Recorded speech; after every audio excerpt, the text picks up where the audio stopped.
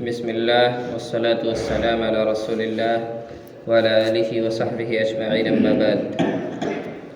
قال الله تبارك وتعالى في كلامه المجيد: أعوذ بالله من الشيطان الرجيم، بسم الله الرحمن الرحيم. ما كان إبراهيم يهوديا ولا نصرانيا ولكن كان حنيفا مسلما وما كان من المشركين. إن أولى الناس بإبراهيم للذي اتبعوه وهذا النبي والذين آمنوا والله ولي المؤمنين.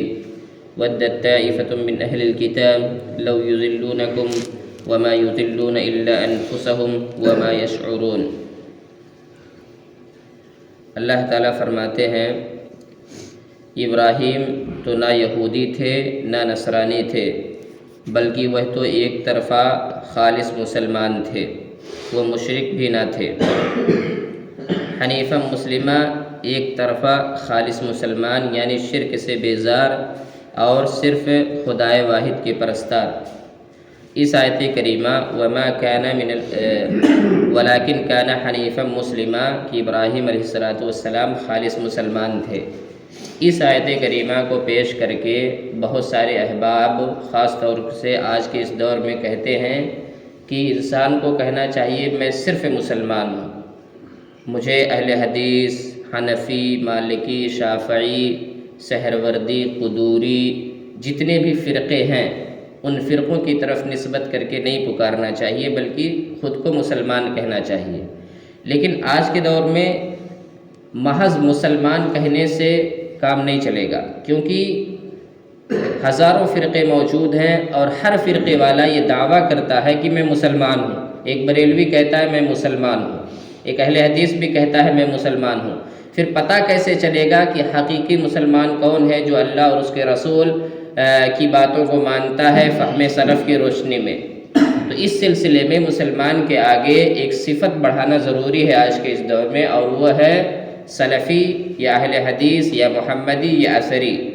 اگر آپ یہ صفت نہیں لگائیں گے تو ایسی صورت میں پہچان نہیں ہو سکے گی کہ آپ اہل حدیث ہیں، دیوبندی ہیں، مالکی ہیں، شافعی ہیں، حنبلی ہیں، کیا ہے معلوم نہیں ہو سکے گا. اس لیے اس صفت یعنی مسلمان کے ساتھ ایک صفت کا لگانا ضروری ہے کہ ہم مسلمان تو ہیں لیکن سلفی مسلمان ہیں، یعنی ایسے مسلمان ہیں جو کتاب و سنت کو مانتے ہیں فہم سلف کی روشنی میں. پھر اس کے بعد اللہ تعالیٰ فرماتے ہیں سب لوگوں سے زیادہ ابراہیم سے نزدیک تر وہ لوگ ہیں جنہوں نے ان کا کہنا مانا اور یہ نبی اور جو لوگ ایمان لائے. مومنوں کا ولی اور سہارا اللہ ہی ہے. مراد نبی کریم صلی اللہ علیہ وسلم اور مؤمنین صادقین ہیں، کیونکہ شریعت اسلامیہ ملت حنفیہ کے سب سے زیادہ قریب ہے. اسی لیے قرآن کریم میں نبی کریم صلی اللہ علیہ وسلم کو ملت ابراہیمی کا اتباع کرنے کا حکم دیا. ان اتبع ملت ابراہیم حنیفہ. علاوہ ازیں حدیث میں ہے رسول اللہ صلی اللہ علیہ وسلم نے فرمایا ان لکل نبی ولاۃ من النبیین وان ولی ابی وخلیل ربی عز وجل. ہر نبی کے نبیوں میں سے کچھ دوست ہوتے ہیں، میرے ولی ان میں سے میرے اور میرے رب کے خلیل ابراہیم علیہ السلام ہیں. پھر آپ نے بھی یہی آیت تلاوت فرمائی. اہل کتاب کی ایک جماعت چاہتی ہے کہ تمہیں گمراہ کر دیں، دراصل وہ خود اپنے آپ کو گمراہ کر رہے ہیں اور سمجھتے نہیں. یہ یہودیوں کے اس حسد اور بغض کی وضاحت ہے جو وہ اہل ایمان سے رکھتے تھے، اور اسی عناد کی وجہ سے مسلمانوں کو گمراہ کرنے کی خواہش رکھتے تھے. اللہ تعالیٰ نے فرمایا کہ اس طرح وہ خود ہی بے شعوری میں اپنے آپ کو گمراہ کر رہے ہیں. اور ایسا کئی دفعہ ہوتا ہے کہ انسان بے شعوری کی وجہ سے گمراہ ہوا چلا جاتا ہے لیکن اسے لگتا ہے کہ وہی راہ حق پر ہے. اے اہل کتاب، تم باوجود قائل ہونے کے پھر بھی دانستہ اللہ کی آیات کا کیوں کفر کر رہے ہو؟ اے اہل کتاب، باوجود جاننے کے حق و باطل کو کیوں خلط ملط کر رہے ہو اور کیوں حق کو چھپا رہے ہو؟ قائل ہونے کا مطلب ہے کہ تمہیں نبی کریم صلی اللہ علیہ وسلم کی صداقت و حقانیت کا علم ہے. اس میں یہودیوں کے دو بڑے جرائم کی نشاندہی کر کے انہیں ان سے باز رہنے کی تلقین کی جا رہی ہے.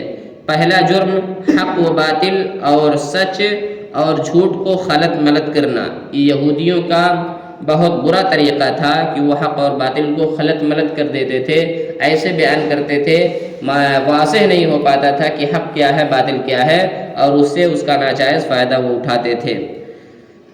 حق اور باطل، سچ اور جھوٹ کو خلط ملط کرنا تاکہ لوگوں پر حق اور باطل واضح نہ ہو سکے.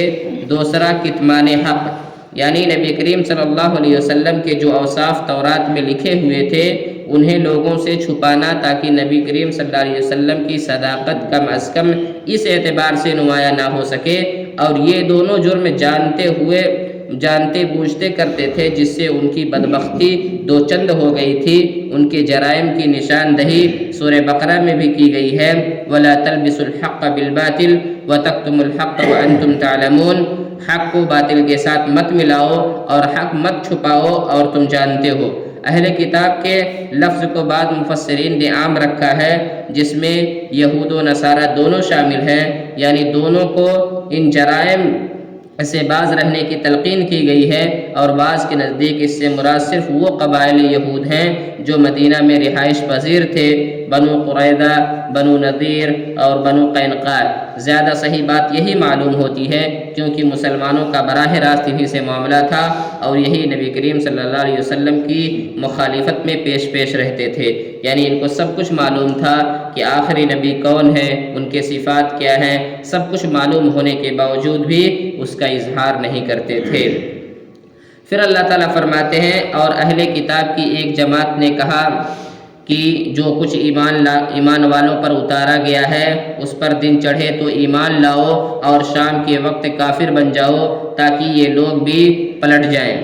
یہ یہودیوں کے ایک اور مکر کا ذکر ہے جس سے وہ مسلمانوں کو گمراہ کرنا چاہتے تھے کہ انہوں نے باہم طے کیا کہ صبح کو مسلمان ہو جائیں اور شام کو پھر اپنے دین میں واپس آ جائیں تاکہ مسلمانوں کے دلوں میں بھی اپنے اسلام کے بارے میں شک پیدا ہو کہ یہ لوگ قبول اسلام کے بعد دوبارہ اپنے دین میں واپس چلے جائیں تو ممکن ہے کہ اسلام میں ایسے عیوب اور خامیاں ہوں جو ان کے علم میں آئیں. اور ایک طرح سے بہت بڑی سازش تھی کہ صبح کو چلو مسلمان ہو جاتے ہیں، شام کو پھر کافر ہو جائیں گے تاکہ مسلمان جو پکے مسلمان ہیں ان کو بھی لگے کہ اس دین اسلام کے اندر خرابیاں ہیں جس کی وجہ سے یہ لوگ چھوڑ دیتے ہیں.